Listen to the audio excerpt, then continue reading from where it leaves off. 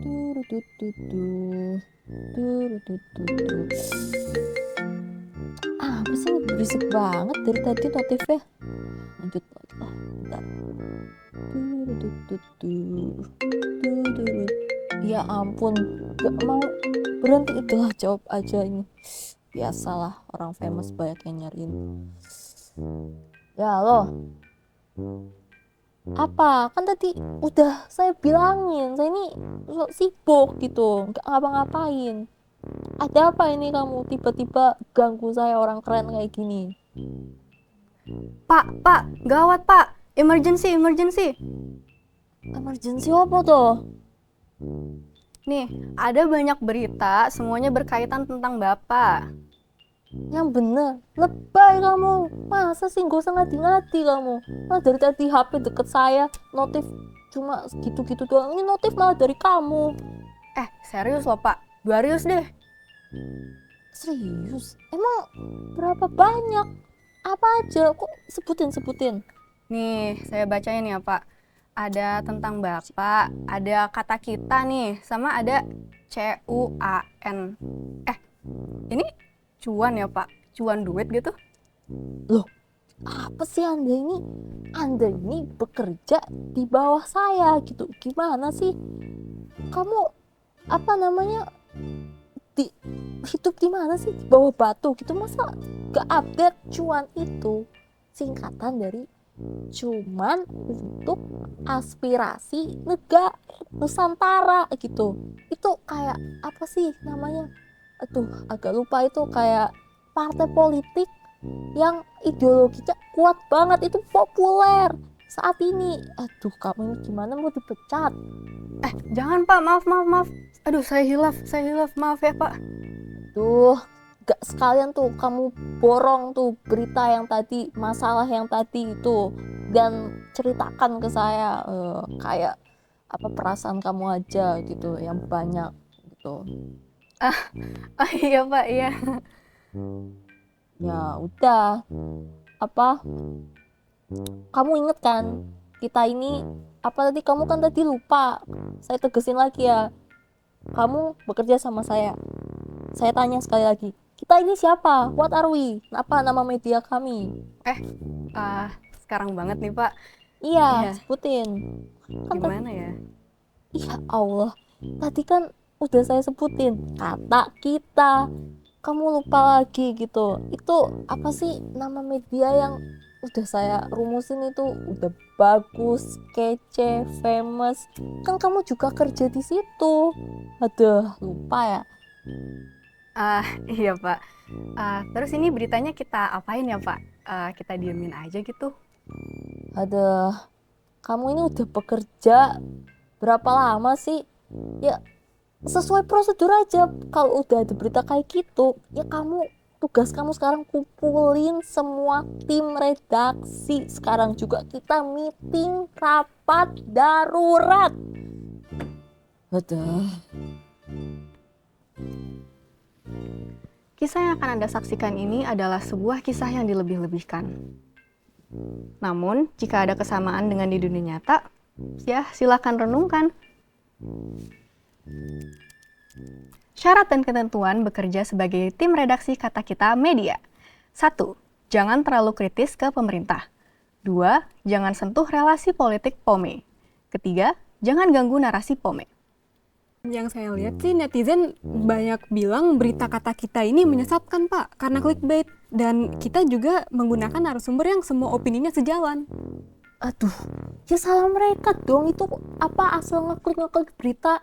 Terus untuk yang perihal narasumber, ya suka-suka saya lah mau pakai narasumber yang gimana sama. Nah, tapi netizen tuh bosen dengan Kata Kita Pak. Kita terlalu sering meliputi partai cuan. Loh, itu hal yang wajar itu. Gimana sih ini orang-orang pada nggak tahu ini saya aslinya 2 orang. Itu bisa dicari di internet loh. Saya ini emang aslinya 2 orang. Saya yang punya Kata Kita Media, saya yang punya partai cuan. Ya wajar toh saya ngeliput partai cuan melulu. Media punya saya, gimana sih? Oh, ini agak beda sih, Pak. Nih, ada yang ngeluh pemerintah kemana? Kok nggak regulasi Kata Kita Media Group sama Partai Cuan? Loh, kok nanya-nanya mulu sih ini orang-orang? Itu ya ngapain pemerintah apa namanya ikut campur Kata Kita Media? Kita ini perusahaan yang nyari untung, gak ada urusannya pemerintah apa ngatur-ngatur kita gitu. Lagian orang pemerintah juga nggak akan berani nyentuh-nyentuh Kata Kita Media. Semuanya di situ isinya sobat kental saya semua, udah sering kerja bareng. Terus ini Pak, ada juga yang mempertanyakan kenapa sih berita Kata Kita itu meliput skandal isu korupsi, tapi nama koruptornya secara misterius disembunyikan.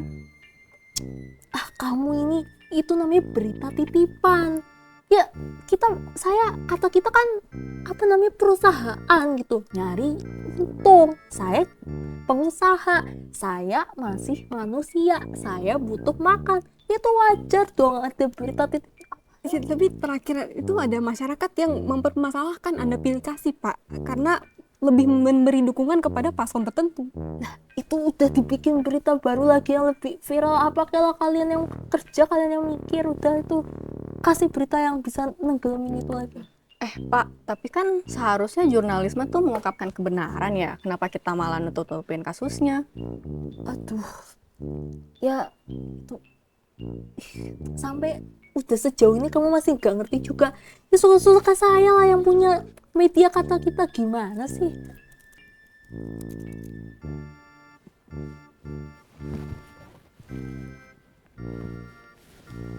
Ini adalah realita di dalam ruang redaksi. Seperti yang bisa kita lihat, Pome menyalahgunakan kekuasaannya sebagai pemilik berita. Struktur tidak bisa dipisahkan dari konten yang memengaruhi proses produksi berita. Fenomena ini disebut hierarchy of influence. Aduh. Jadi gini, kita tuh sebenarnya butuh berita baru untuk nutupin yang sebenarnya sih ya salah saya ya. Cuma ya harusnya kalian yang ribet, bukan saya kan gaji doang, kalian yang kerja. Apa ide kamu? Saya mau duluan. Pak, tapi kan ini kejadian asli ya. Padahal kan semua bukti dokumen sama sumber-sumbernya, investigasinya tuh udah tersebar di internet. Kenapa kita harus nutup-nutupin lagi? Ya justru itu intinya, karena kita adalah media yang besar, ya kita juga harus nyebarin berita baru yang besar juga. Apalagi karena era konvergensi media. Kita punya berbagai saluran berita, mulai dari radio, TV, koran, majalah, sosmed, YouTube, bahkan kita punya rumah sakit kan. Ya udah kita bikin berita baru dan disebarin di saluran-saluran tadi biar beritanya yang salah tentang saya itu ketutupan gitu. Itu juga buat negasin kalau kita ini media yang besar dan ya berita itu salah gitu loh. Gimana sih? Berarti kami harus up berita klarifikasi yang nunjukin sumbernya nggak jelas dan belum tentu kredibel, Pak. Apa judul headline-nya? Pome membantah tuduhan terhadap Pome, sumber menurut Pome.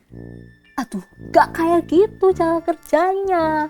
Klarifikasi itu hanya untuk orang-orang yang ngerasa bersalah. Gimana sih kamu baru ya? Tuh, klarifikasi itu kayak udah nggak zaman gitu. Kamu tuh harus inget ya, saya ini selalu benar. Saya ini nggak pernah salah. Tolong garis bawah itu. Apalagi? Pak, gini nih, gimana kalau kita bikin heartbreaking news?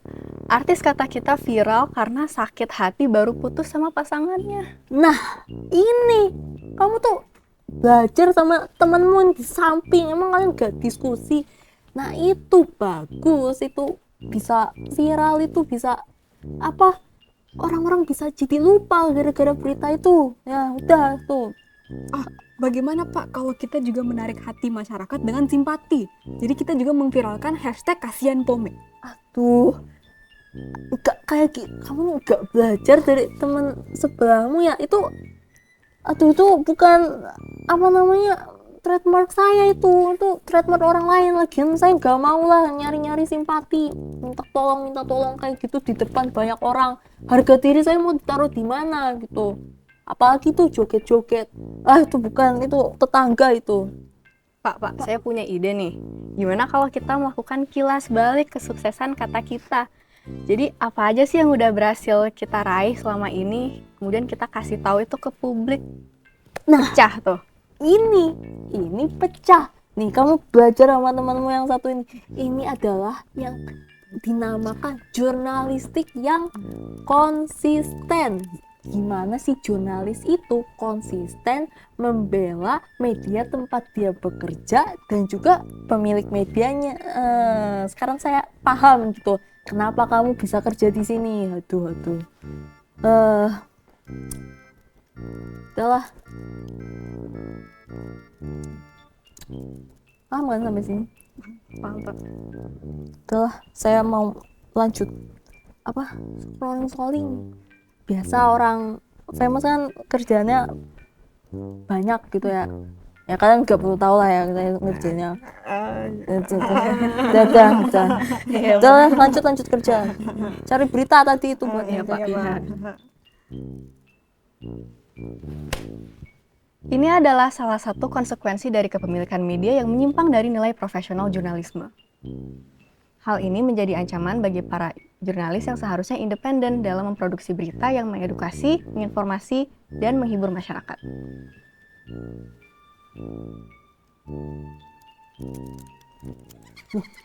Suara apa tadi? Loh, Nggak denger tadi Pak. dengar kan? Loh, kamu tadi ngomong sesuatu. Kok Kalian bukannya harusnya nge-freeze? Loh, kok horor gini? Apa sih? Apa gimana? Aduh, kamu nih jangan ngalihin isu, jawab dulu kenapa? Ada apa? Kenapa kamu di sini? Kalian sadar gak sih kalau kita ini lagi ada di sebuah drama komedi satir tentang kepemilikan media dan afiliasi politik. Kalian tuh pemeran dalam drama ini. Apa sih? Ini ngomong apa sih dia? Panggil satpam, panggil lah. Cut. Breaking news malam ini. Kami hadir menyajikan berita yang objektif, independen, dan bebas dari kepentingan politik manapun. Menurut sumber yang sangat terpercaya, yaitu pemilik media itu sendiri, semua baik-baik saja.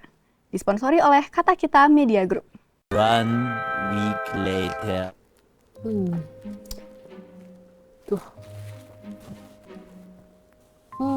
Bener nih berita emang ini ya. Kata Kita itu emang media paling best lah ya. Ya, siapa dulu pemiliknya? Ya, saya. Kamu ketawa-tawa. Apa kata netizen di situ? Iya Pak, kalau di Twitter sih nama Bapak tuh trending pakai hashtag Kata Kita Kata Pome sama hashtag Cuan Pome. Ya isinya kebanyakan meme sih Pak. Waduh, emang anak Gen Z itu dengan candaan mereka itu ada-ada aja ya zaman sekarang kelakuannya gitu. Bentar, kamu yang sama kayak yang kemarin tiba-tiba ngomong di ruangan itu bukan? Apa beda orang ya? Ya bukan, jawab dulu. Enggak lah Pak, buktinya baju saya aja beda nih. Ya nggak sih? Ya, iya juga sih ya. Apa saya kecapean aja kali ya?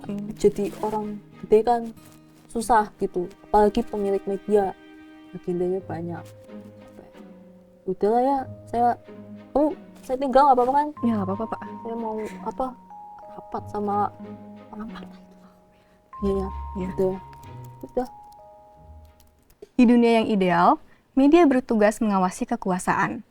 Namun, di dunia Pome, kekuasaan justru memiliki medianya sendiri. Untung saja, masih ada satu hal yang tidak bisa mereka kontrol. Netizen yang tidak bisa berhenti membuat meme.